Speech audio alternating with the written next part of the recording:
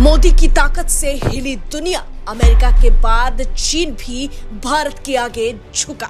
जी हाँ, चीन अब कह रहा है कि वो भारत के साथ शांति चाहता है और संयुक्त राष्ट्र सुरक्षा परिषद यानी यूएनएससी की स्थायी सदस्यता के लिए भारत की आकांक्षाओं को समझता है और उनका सम्मान करता है। सोचिए, ये वही चीन है जिसके साथ गलवान के बाद हालात बेहद तनावपूर्ण थे। वही चीन आज भारत के दावे को समझने और सम्मान देने जैसी बात कर रहा है।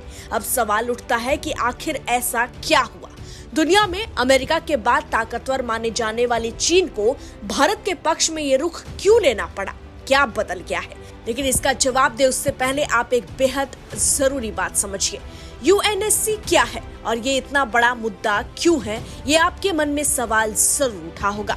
दरअसल यूएनएससी यानी संयुक्त राष्ट्र सुरक्षा परिषद दुनिया में युद्ध हो या फिर शांति, किसी देश पर प्रतिबंध लगाना हो, शांति सेना भेजनी हो, वैश्विक सुरक्षा से जुड़ा कोई बड़ा फैसला लेना हो, अंतिम मुहर यूएनएससी लगाती है। इसमें 15 सदस्य होते हैं, लेकिन 5 देश स्थायी सदस्य हैं। अमेरिका, रूस, चीन, फ्रांस और ब्रिटेन। इन 5 के पास वीटो पावर है। वीटो पावर मतलब अगर दुनिया के बाकी देश किसी फैसले के पक्ष में हो, लेकिन इन 5 में से एक भी देश ना कह दे तो फैसला रुक जाता है।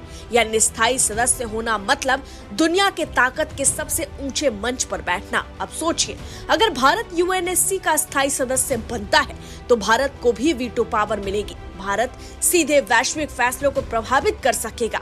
भारत की आवाज सिर्फ सुनी नहीं जाएगी बल्कि मानी भी जाएगी। भारत सुपर पावर क्लब में आधिकारिक एंट्री करेगा और यही वजह है कि भारत सालों से इसकी मांग कर रहा है। अब वापस आते हैं 10 फरवरी 2026 की उस अहम बैठक पर।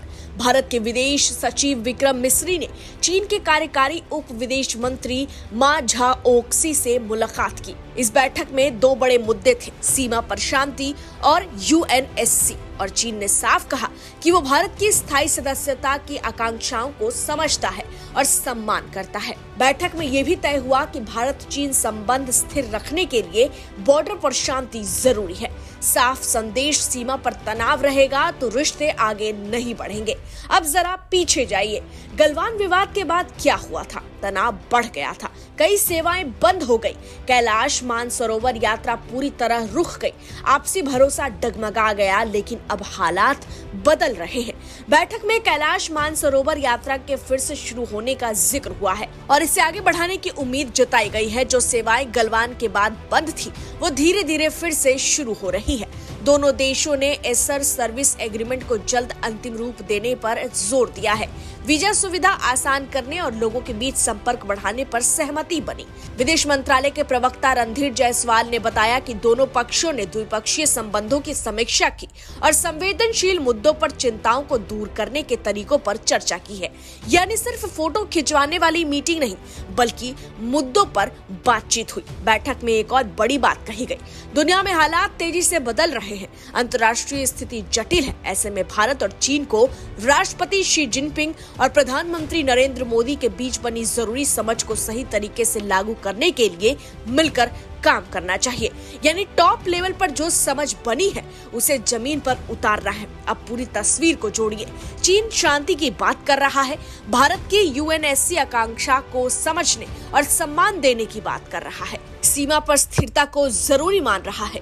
कैलाश मानसरोवर यात्रा फिर शुरू हो रही है, वीजा सुविधा और लोगों के संपर्क को बढ़ाने की सहमति बन रही है, सेवाएं धीरे धीरे फिर शुरू हो रही है।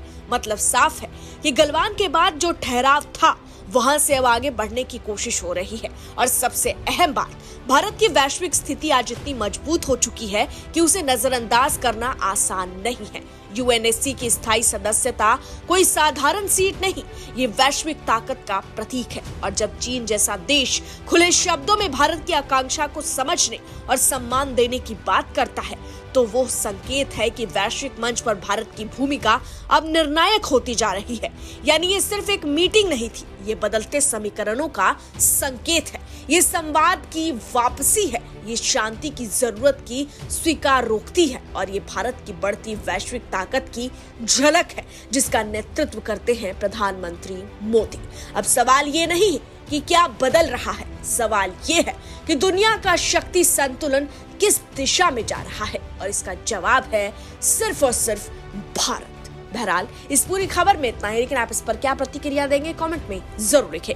Bureau report HCN news Delhi.